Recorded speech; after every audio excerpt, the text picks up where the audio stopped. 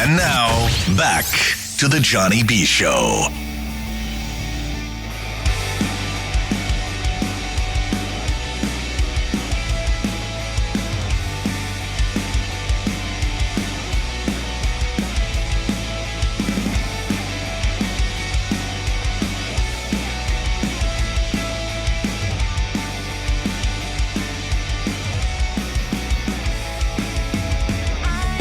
Welcome back to the Johnny B. Show.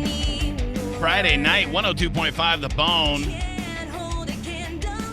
The entire show is here, myself and Will. That's it. Hey.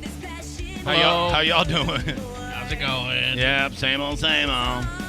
Lightning update, they are still down 3-1. The third period is just kind of started. Come on, guys. Hey, man. They may have to take an L tonight. It's okay. No, screw them. Okay. Islanders can. Oh, they got a power play, though. All right. All right, there There we go. There we go. What an exciting weekend, man. I've been giddy all week. I have actually lost sleep this week because I am so antsy about football season. Like, I lay in bed and I start looking over Buccaneer content and I can't sleep because I know Very we're so exciting. close. We're so close. There's not really. And I saw that the ratings for the Thursday night game were not great on Thursday. Okay. They've been trying to. Like, we're aware that the season's starting, but I don't know if a passive fan really even knows that the season has started. You know what I mean? Just because of COVID, no preseason. If you're not like an uber NFL fan, you probably assume that it's going to be delayed like every other sports league has been delayed. Yeah. But the NFL is the first league since the pandemic that actually started on time.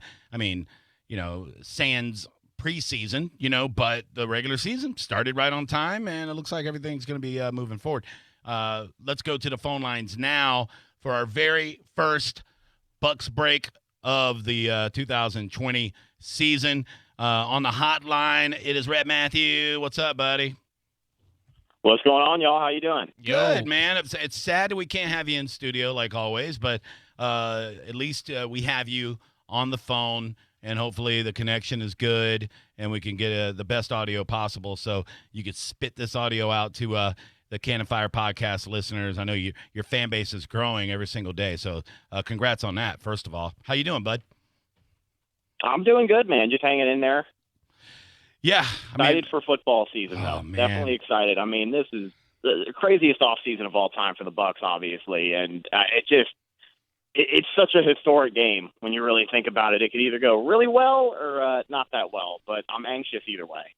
Yeah, it seems like that's really the take for most of the pundits out there. It's like there's not going to be like a mediocre result. It's either going to be the Bucs are going to murder this year, the way their roster looks like they possibly could, or it's going to be the biggest letdown of any team ever. And I hate hearing the negative talk, but look, that's part of sports media. You're going to have the negative side of everything. Everybody can't be all rainbows and stars and shiny happy people.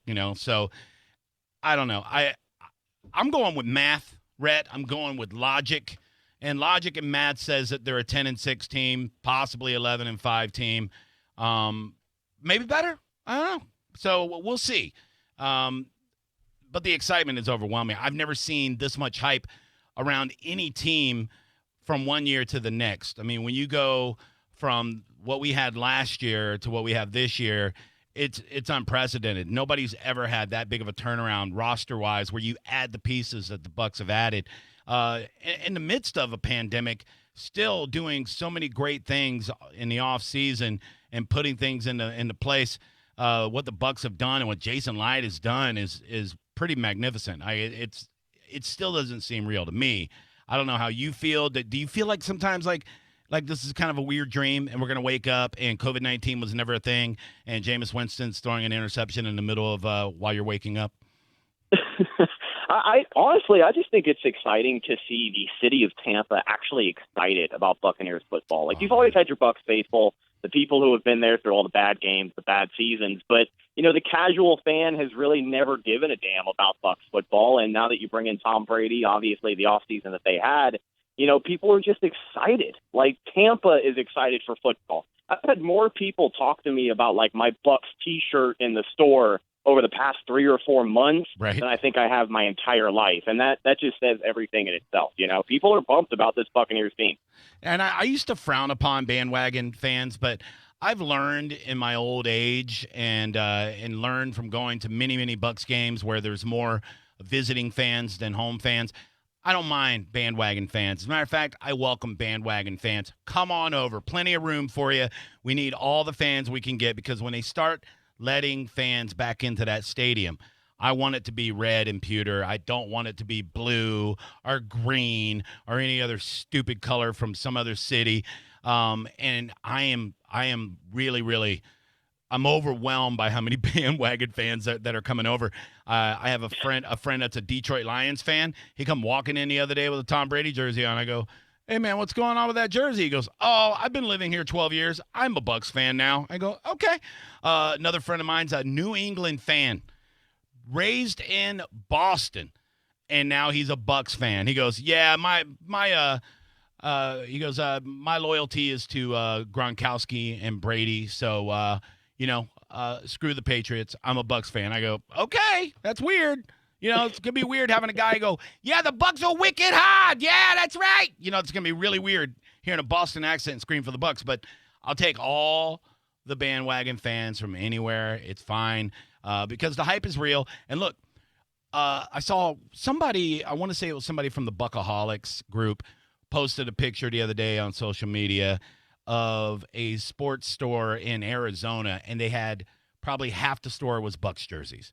And they go, the caption was, the hype is real. This is Arizona. It's like, wow. So we're the darlings of the NFL right now for the first time ever.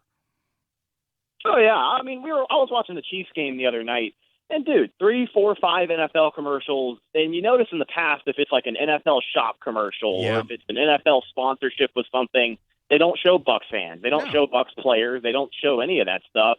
But now whenever you see one of those commercials, they always make sure they squeeze in some time to either flash Tom Brady in the jersey or show some Bucs fans. And it just really seems like, you know, everybody's paying attention. For better or for worse, the fact that more people are watching definitely makes me feel good.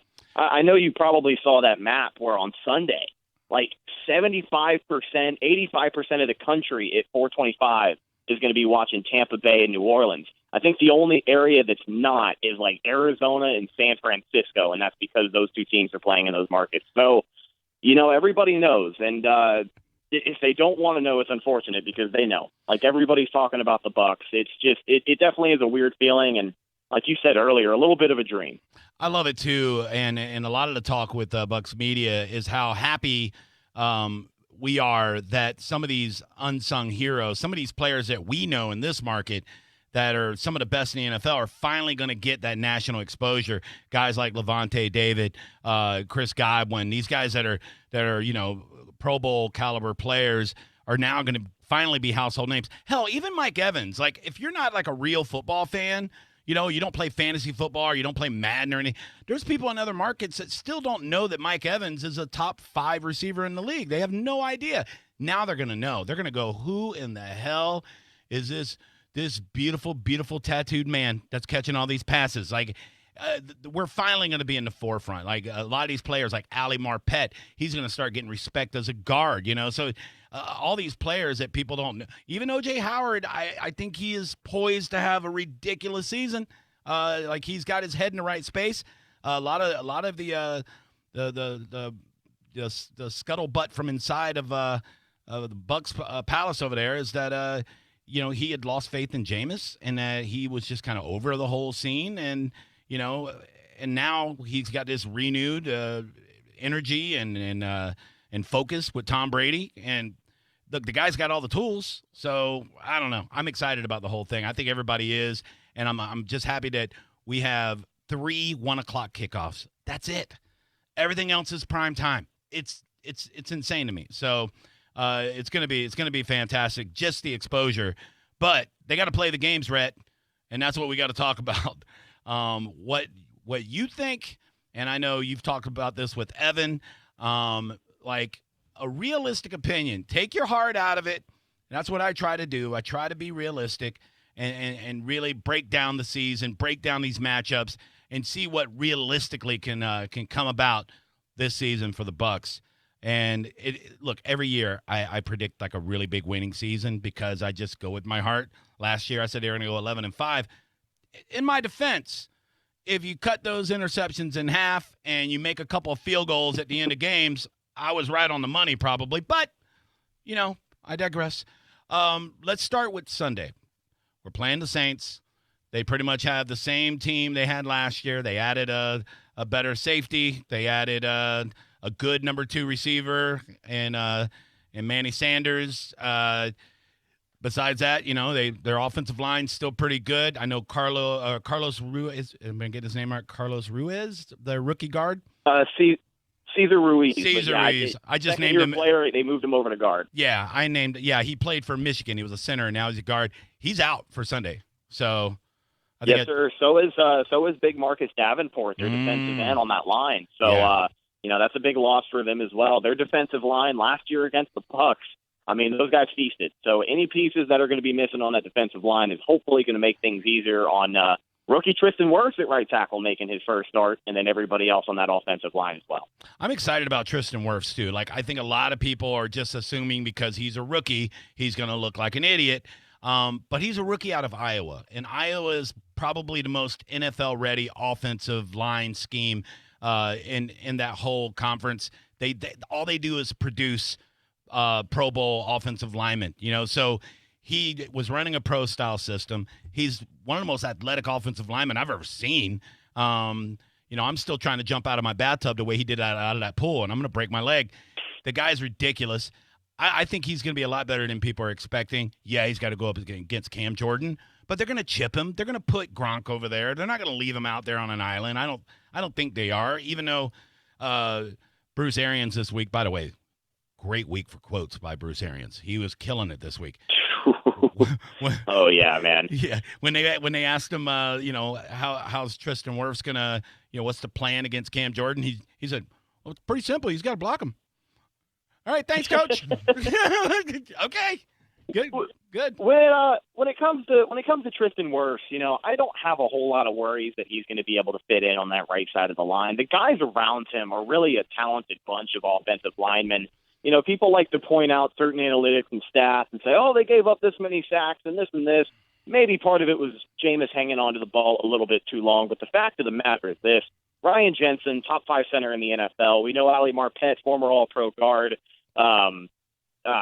Alex Kappa, he had a pretty good season last year. He stepped it up from his rookie season where he didn't play very much at all. Donovan Smith, contract year for him. If he doesn't play well this year, Bucs don't have to pay him next season. So pretty critical for him, especially blocking Brady. And then, of course, you got Tristan Wirfs. But the offensive line, I'm going to be watching them on Sunday, but I will say realistic expectations I have for this team.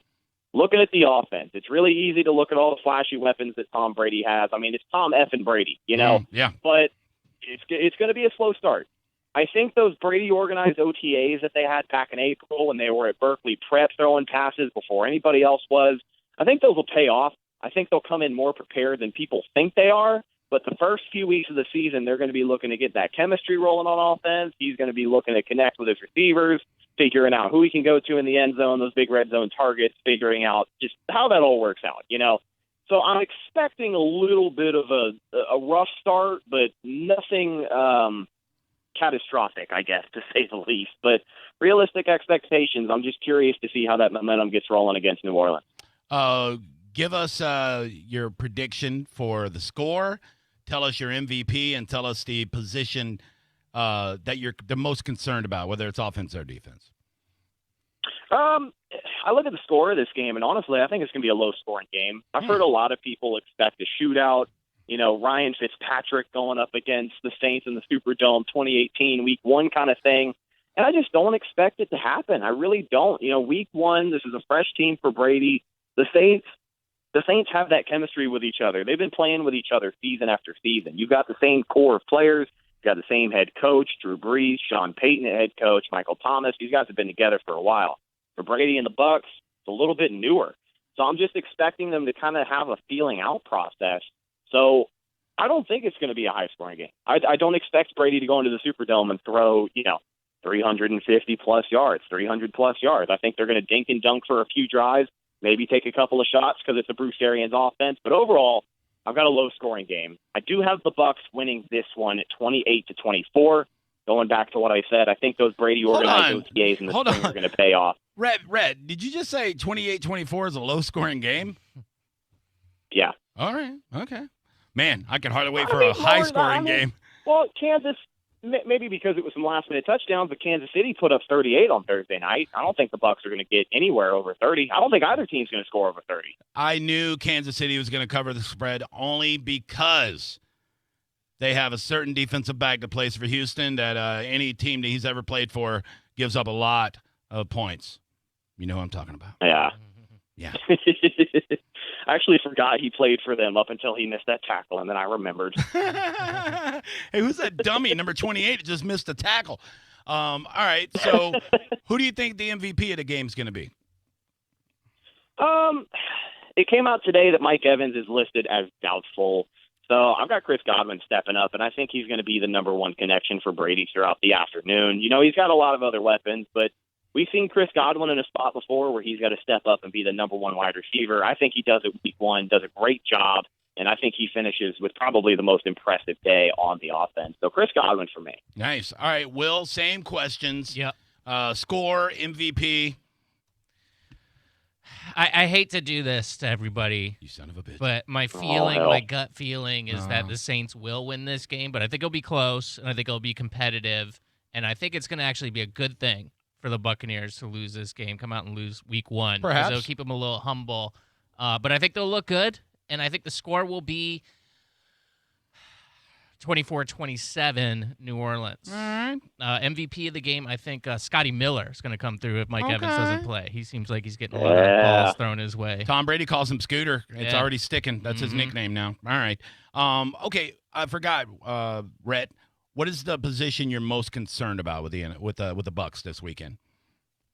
I mean, we just talked about him, but I think it's that offensive line. Okay. You know, if for whatever reason this offense just can't get rolling, I'm going to be looking at the offensive line. You know, the run game is obviously important. I don't think they need to abandon this one because I think whoever has the better run game is going to come out the winner of this game.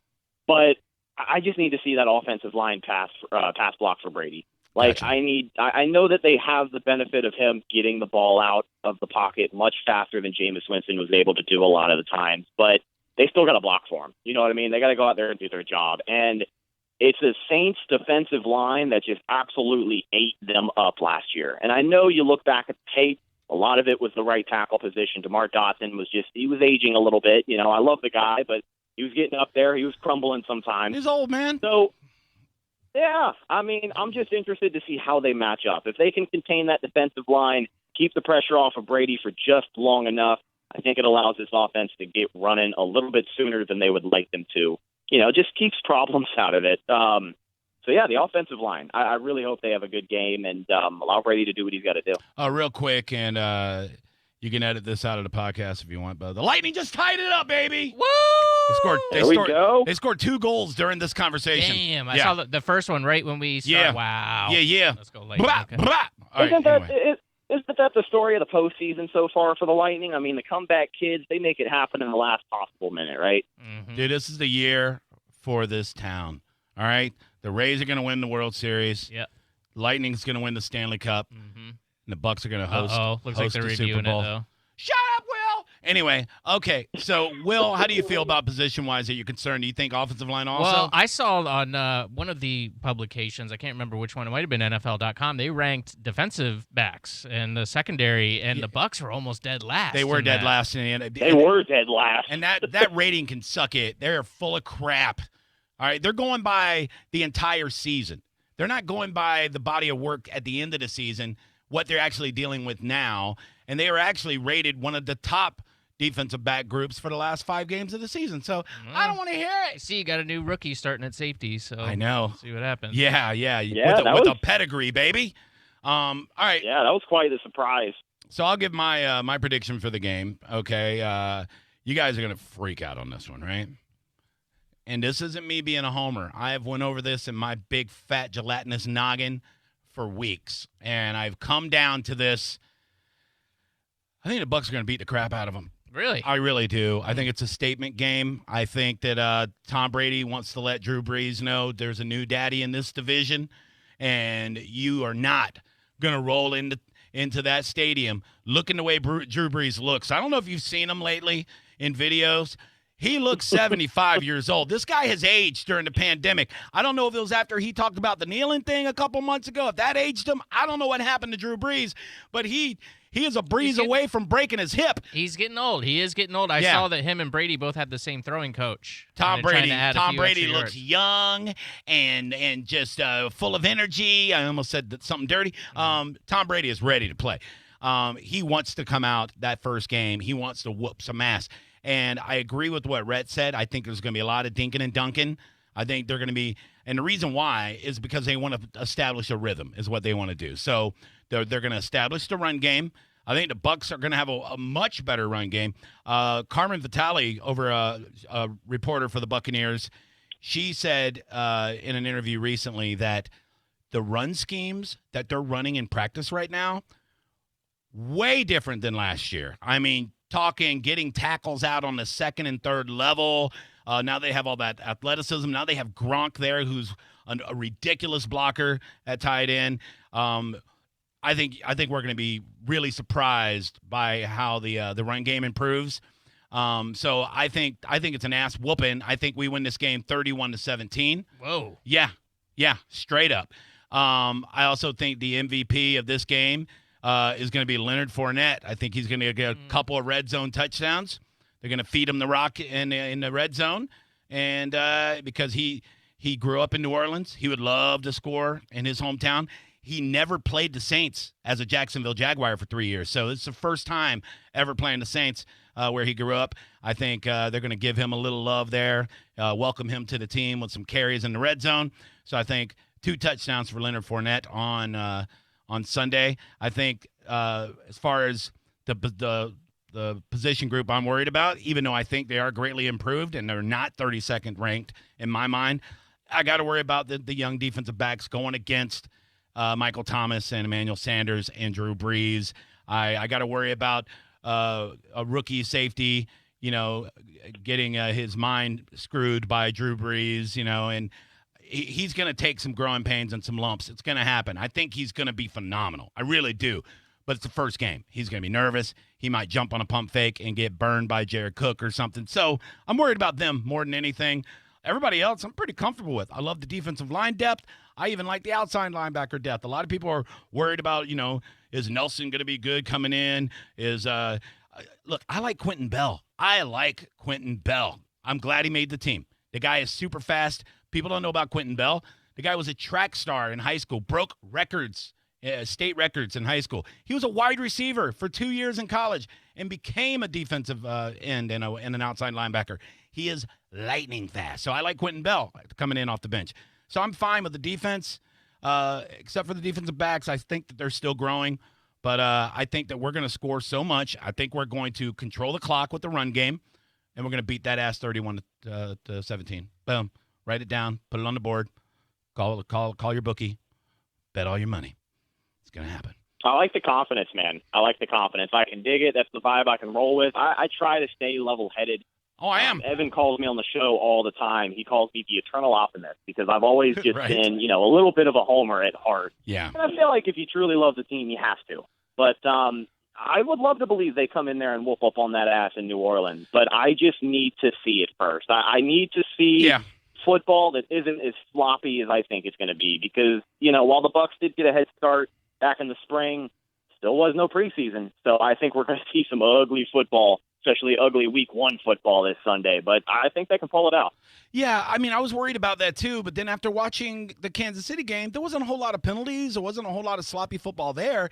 So they kind of put it together. So I don't know. Like I said, my main reason for this prediction is if there's one thing about Tom Brady, everybody knows, whether you hate him or love him, and most people hate him, when the guy gets some bulletin board material, like when Cam Jordan said that Drew Brees was the best quarterback of all time, when Cam Jordan said that we're playing for second place, that kind of thing to Brady is a challenge, and Brady is the most competitive football player I have seen in our generation, in the last 20 years. So this guy, you talk that smack to Brady. Also, he has this chip on his shoulder called Bill Belichick. He's going out there to prove a point on Sunday. I'd be so scared if I was the Saints fan base, knowing that Tom Brady is going there with a fire in his gut to beat your ass. That's why I predicted 31-17. I mean, they might beat us the second time they play us after we come down from this high and we kind of establish everything. But I think they're coming out there guns blazing on Sunday. Big time. I think my favorite story that I've heard about this Saints-Bucs rivalry this offseason, Sean Payton recently said in a press conference that he had bought like some TB12 branded water or like a water bottle from TB12 supplements or something, and he kept getting all these emails. So I don't know if he reached out to Tom Brady or one of Tom Brady's people and basically asked them to not do the emails, and then turns out Brady asked them specifically to start sending him 2 or 3 times the amount of emails for TB12 products. Right. So that's pretty good. It's definitely a mental game when it comes to stuff like that. I love it. We're talking to Rhett Matthew, the host of the Cannon Fire podcast. You could hear him and Evan. They do a great job with the podcast, giving you good Bucs content and pretty much on every platform now. These guys are all over it. The great YouTube channel, Cannon Fire pod on everything. So go look for them. We'll post up links to our Facebook page and all of that. Before we let you go, Rhett, we gotta do it. I hate it. We got to give a prediction on the record for the season. We'll wait for last. You're the host of the Cannon Fire podcast. I'll let you go last. Will, what do you got? Oh, I don't like that sigh, dude. I know you don't. I was looking at the schedule this year, and I think they got a really good chance to win a lot of football games this year. But I feel like I also say this every year. Yeah. So I'm gonna temper my expectations a little bit. Okay. I'm gonna say they go 11-5. That's good. It is good. But I'll take it. I was looking at it, I was going, they're going 15-1. That's no. what I was. Yeah, I know. Oh, you So thought Kansas City's the one loss? Yes. You're silly. Yeah, I know. So I have to be a little bit more realistic. But I think they're going to have a great year. They may not win the division, but I think they'll definitely make the playoffs this year. I'm very excited as a Buccaneer fan. Mm-hmm. So 11-5. That's very reasonable, and that's right exactly where I'm at too. I'm at 11-5. It's what I got after I went over and did realistic guesses on these games. There's going to be a letdown or two. We're going to have some weird game where like the Raiders beat us or the Rams beat us. But also Kansas City, you know, I'm just going to throw an L there. Even though we could win that game, it's going to be a badass game. It's going to be an epic battle. We're going to find out because it totally should have been. It should have been prime time. I'm kind of mad that it wasn't. It might get flexed, right? Is it flexible? Yeah. I don't know if it is, but it should have been. Yeah, that's stupid. That's going to be like the game of the week. We're going to learn a lot on Sunday about what this team is because we don't really know. I mean, it's totally it's not a complete rebuild, but it's brand new quarterback. Yes, it's Tom Brady. We're going to find out what they are. We won't see the whole picture, though. Sure, but we're going to have a very good idea. You know, the year we won the Super Bowl, we lost to the Saints in Game 1. Mm-hmm. So, just so you know, a little tidbit there. Really bad one, too. It was a bad loss. I remember it was something stupid at the end where we fumbled at the end or some crap. But the Bucs offense started off really slow the Super Bowl year, and then they kind of picked it up. But, yeah, so I'm saying 11-5 also. I'm thinking split with the Saints. Like I told you, I don't expect to beat the Kansas City Chiefs, but there's gonna be some weird little like you wouldn't be shocked if Atlanta beat us once. You know what I mean? Like they got a good team, so it's like it's the NFL. It's a tough division. It's the might NFL, be the toughest one in football. But they added a wild card team this year, so if we don't make the playoffs, with I think 7 teams get in from each division, if we don't make the playoffs, it will be an epic failure. There's no other way to say it. If we don't make the playoffs, I may die of depression. 19. I may. Rhett, thanks a lot, dude. Really appreciate it. Monday nights, you're locked in after every game. Yes, sir. I'm looking forward to it, man. I'm pretty excited about it. All right, buddy. Starting Monday, we're back on our regular schedule. Of course, we'll do Tuesdays when the Bucs have Monday Night Football. But go ahead and follow Rhett on all social media at Rhettacus. It's RHE. You got it. Yeah. Go on. RHETTAKUS. Nailed it. Did I? You got it. Damn, I'm good. Yes, sir. All right, there you go. I should go challenge Indian children at spelling bees. You should. Follow him on everything and listen to his podcast. Show some love to the host of the Cannon Fire podcast and, of course, our guest every week for the Bucs Break here on the Johnny B Show. What are you doing for the game on Sunday? Probably working for the first half of it, to be honest with you. I really got to figure out what time I get off. Dude, you better fake sick. What are you doing? I know, man. But if I do get off in time, hopefully I'll be home watching it right here on the Kids Ouch. There you go. Well, have fun with that. Thanks a lot, Rhett. Talk to you Monday, bud. Hell yeah, man. Looking forward to a really good season. Go Bucs. Right. Go Bucs. See you, man. Later. There you go. Rhett Matthew, everybody. Very passionate Bucs fan. Mm-hmm. Like all of us. I like Bucs podcasts by fans because you feel like you're just sitting at a bar talking to somebody like yourself. You know what I mean? Like, I also like the ones by media members that are, unbiased, allegedly. You know what I mean? But Sure. I soak it all in. Anything I can. I listen to a Bucs podcast from Tallahassee today. I'll take in any content I can. So I love it. We're still planning on going out to Big Storm. I think you ruined it, honestly. I think you jinxed it. I hope not, dude. I really don't. Well, you opened your mouth. Yeah, So this I is know. the repercussions that we must face. But as of right now, yeah, I'm planning on being there. Big announcement for everybody. I will be doing a special 10 a.m. broadcast right here on 102.5 The Bone. Mm-hmm. It doesn't have an official name, but I think you will also be joining me, hopefully. Perhaps, yeah. But we'll be piping in, but it's basically a Bucs pregame show right before Bone Fantasy Live.